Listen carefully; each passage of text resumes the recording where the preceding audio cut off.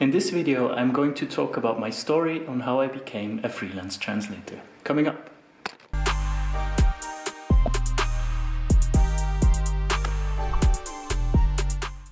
Hello and welcome to the very first video on this brand new YouTube channel. My name is Adrian. I'm a professional freelance translator. I translate from English and French into German. And this is the Freelanceverse. So this is a channel I wanted to create with freelancers in mind. I assume if you clicked on this video, you're either an aspiring freelance translator or already established, either way, or even just a freelancer in general. If you found your way to this channel, welcome. I want to build kind of a community with freelancers that can support each other, ask questions in the comments, help each other. And this is the first step to it. So I'm going to do weekly videos, focused on freelancing in general, but specialized on translation, of course, because that's my core business. But there will be other people on the channel. I will be uploading every Monday at 6 p.m. CET. If you live somewhere else in the world, here a couple of times, what that means where you live. So for my first video on this channel, I was thinking what would make sense, what would you want to see, what's a benefit for everyone. So it only makes sense that you get to know me a little bit. I'm going to talk about how I became a freelance translator. And I think it could be interesting for aspiring freelance translators, because I remember when I first started, I was searching the YouTube for stories, how I became a translator. Obviously, there are many different ways to get here, right? So this is just one way of doing it. So I'm going to go back to my school days, right? Because it's quite important, because I grew up in Switzerland. Switzerland has many different national languages. There's German, French, Italian, and Romansh.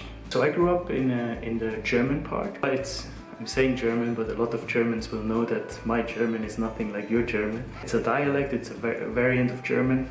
So I grew up with speaking Swiss German and learning High German in school and on the TV.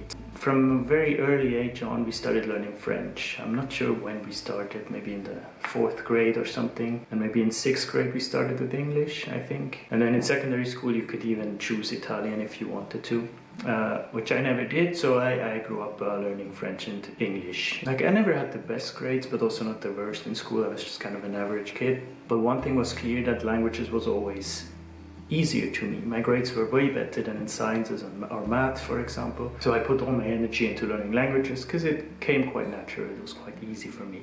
And then at the end of school, I was a very young kid and I wasn't ready yet to do, like in Switzerland, it's customary to do an apprenticeship where you go to a company, you learn a job, and while you also go to school. I looked into options, what could I do? And there was a commercial school in the French-speaking part of Switzerland that I went to, which was great because there I not only was everything in French, but I learned even the basics of business, accountancy, economics, etc., and all in French. So I've done this for a year, and my French became much better. So then after that, my grades weren't good enough to go to university, for example. So I did an apprenticeship, which was great. You know, I really liked the system actually, because yeah, you really get very highly skilled professionals. So I did a commercial apprenticeship, it's called. You work for 3 years in different departments. So I've looked into purchasing, sales, accountancy, IT, always for short stints, you know, while also going to school for 2 days a week, which actually helped me very much in the future. That's when I realized I was good in studying, right? At this point, the subject didn't even matter. I just studied a lot and it came easy to me and I got good grades. So I ended up doing kind of an in-between college school that you can do. So if you didn't make it to university beforehand, after that you can do a 1 or 2 year college school, depending whether you work next to it. So I did this in 2 years while also working, which then allowed me to go to university. But of course I had no idea what I was going to study, right? I just knew that, okay, I'm good with languages, I'm interested in media kind of, but I didn't really know like where to go with that. I went on a website, I can't remember what it's called. And I literally went on there, clicked bachelor degree, and just went step by step. I started with agriculture and I went to zoology or something, you know. Then I've seen translation. I was like, okay, I've never even heard or thought of the concept of a translator. I just thought people do this in the company and that's how it works. I didn't know that that's an education, right? And this was at the Zurich University of Applied Sciences. So it's a 3 years bachelor's program to become a professional translator. I signed up, had the entry exam in English and French. I'm not sure if I had a German entry exam, actually not sure. What you had to do, you had to say which is your first source language, which was English for me, your second source language, French, and your target language, which was German. Of course, that's the most common combination in Switzerland, so there was a lot of competition as well. But I managed to pass all the entry exams. This was in 2011, and I got in, and then September 2011 I started. Actually, before I started, I went again to France for, I think, 2 months, because my French is not as good as my English. Like, it's okay, especially the written part is not very good. But the speaking, the production part it's quite tough still, but it's getting there. I'm always learning, right? It's a lifelong journey. Anyway, so I decided to move out and go to Zurich. So for 3 years I was studying translation. The first year was kind of a basic year where you learned how to research stuff, because let's be honest, researching is the most important thing in translation. First of all, you can't and you don't need to know everything. You just need to know where to get the information from. So it was actually really useful. And then, of course, we also did translation every week. So because you just have to practice, try different topics, try different domains, etc. And we also learned about the kind of the country-specific things of the languages you signed up for. So if you sign up for Spanish, you learn about Spanish history. Sign up for French, you learn about French Revolution, etc., French culture. Then in the second and third year, you had to specialize. Since we finished, they changed the specializations, but for me there was technical documentation, there was multimodal communication and multilingual communication, I think. Anyway, what it meant was, one was really technical, so if you wanted to go into technical documentation, technical writing, it was very clear which one you should choose. Then the multimodal was more, how they explained it to us, it was, if your plan is to become a translator, choose the multimodal. If your plan is to become an interpreter and study more to become an interpreter, take the multilingual. Also in the multimodal, which I chose, there was also courses for subtitling. It was a lot about technology as well. Also my bachelor thesis surrounded around technology and translation. So yeah, then after 3 years, 2014, I had the title of Bachelor of Arts in Translation, specialized in multimodal communication. A very fancy title, but I had zero experience, so I knew that no one's gonna hire me, whatever I do, right? One thing I would say I would do differently now is, during these translation studies, I never did any kind of work. Like I was a full-time student, relevant work, I have to say. I was working during the whole studies for my dad's company, which was very lucky because I managed to earn money. And what I should have done, looking back, and I can't believe I didn't do it, just sign up for platforms as a translator, because I was studying to become a translator and I didn't do any effort to kind of establish myself in the sector, because I thought that's for after the studies, right? But now, looking back, the best thing is to just start as early as possible. 2014 came around, I had finished my translation studies and I was now a translator with zero experience. So where to go from here? That was actually tough, because I didn't really know what to do. I knew that no one's gonna hire me as a translator without any experience, but I did have commercial experience, right, from my apprenticeship and also from the job that I've done during my education. So it wasn't hard for me to find a job, but what I wanted to do is take this commercial side and combining it with languages. So I looked into jobs in translation agencies, not as a translator, but just to be in there for once. And I was actually really lucky. The first application I sent, I got accepted to. So I was now a project manager in a translation agency in Zurich. And this was a great experience. And I was working there for roughly 2 years as a PM, which was great because now I know the PM side as well as the translator side, right? Because I hear a lot of my colleagues now just complaining about project managers, how they don't understand you, how they are rude. You have no idea like the stress that you have when you need to deliver to the client the text in like 25 languages. You get it on Monday, delivery is on Wednesday. It's not easy, so it's good to have this kind of understanding for the other side as well. So at this point I was actually not sure whether translation is the right path for me anymore, because I've seen what kind of text they have to translate and it was just not interesting at all. But that's the thing, right? Once you go freelance, you can decide what's your specialization. You just have to find something that you love translating. For me, it turned out to be, I kind of have now two specializations. One is IT, technology related texts, and one is sports, outdoors, so sports clothing, retail, etc.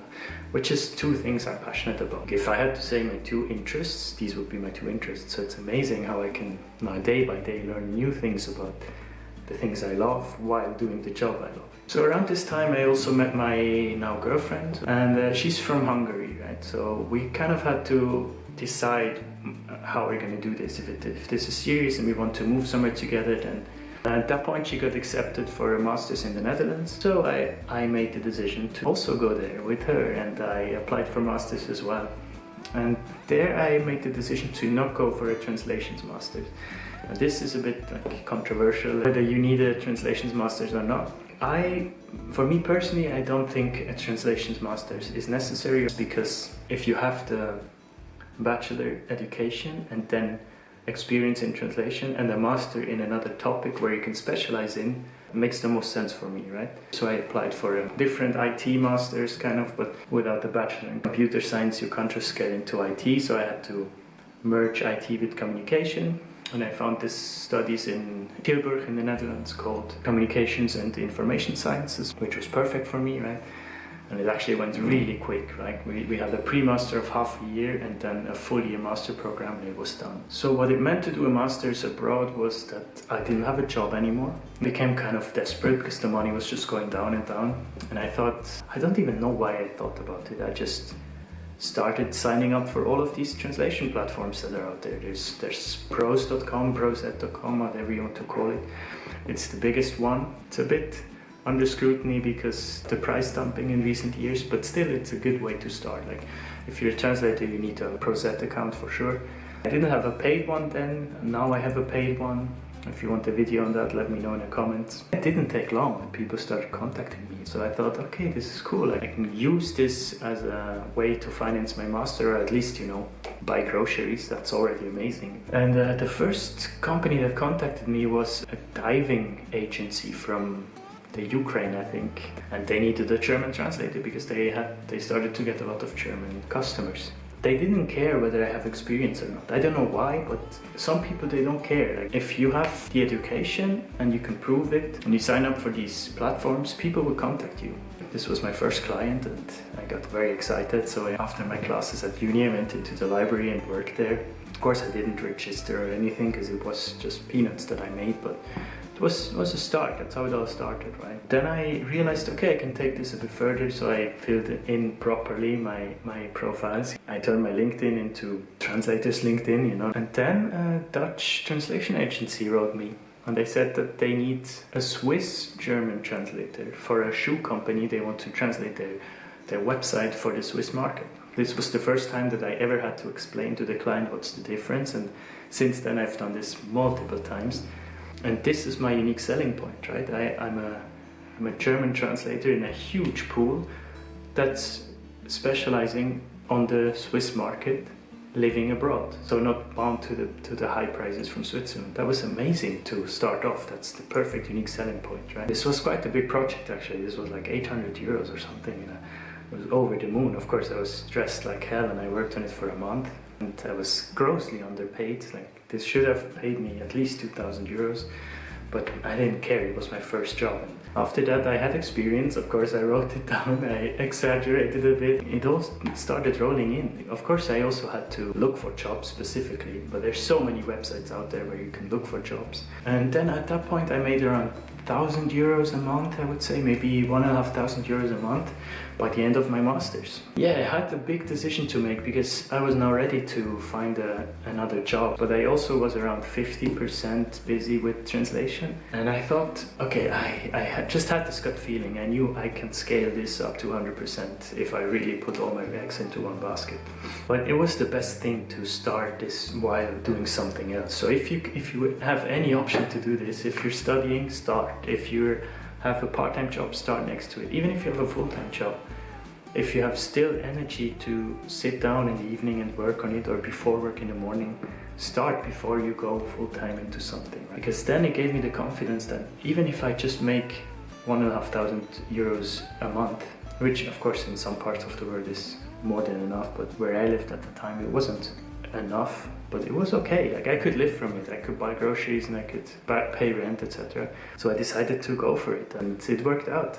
4 years later, I'm sitting here. I have a good business. I'm happy. It's going well. Every year I make more. It's still growing, which I love. But it's not all rosy and positive, of course. It's hard. You need to really work for it. A lot of people ask me, so you don't have a stable income? That's really stressful, no? But luckily, how I establish now my client base and my projects, I have kind of a stable income. Of course, if I don't work, I don't have any income, that's clear. But I managed to build this system in a way that I can always ask for more jobs. There's always more jobs with the clients that I have. Of course, I'm lucky, but I also kind of made it that way, right? You need to be smart in how you establish connections, how you get into different companies, who you talk to. Of course, I was lucky I had the connections from my studies, because a lot of my colleagues went on to work in agencies and they helped me get in there, And that's my story, that's how I came here. Now I'm living in Brussels, by the way, I haven't said that, because my girlfriend found a job here after her university, so we moved to Brussels, Belgium. That's where I live and work now. So my last point is that I will make in every video. If you really want to become a translator, the number one thing is practice, practice, practice, right? So this is the first time I'm doing this, but I know that YouTube has kind of a function where I can allow people to translate the closed captions. So I'm gonna figure out how to do this in this first video. But if you're an aspiring translator and you want to translate this video into your native language, and let me know in the comments or get in touch with me. So I'm going to do the German one. You can do the French, Arabic, Italian, wherever you're watching from. And like this, you can get practice, you can get experience from translating. I get a translated video where I can reach more people. And the people watching this have a translated version, so it's a win, win, win. Feel free to subscribe, come with me on this journey, and my challenge is to upload one video a week for a year. If I manage to learn how to do this in post-editing, I'm gonna show you a couple of ideas for videos that I want to do in the future on this channel. If you have other suggestions, let me know. We're looking forward to have you here. Thanks for watching. See you next time.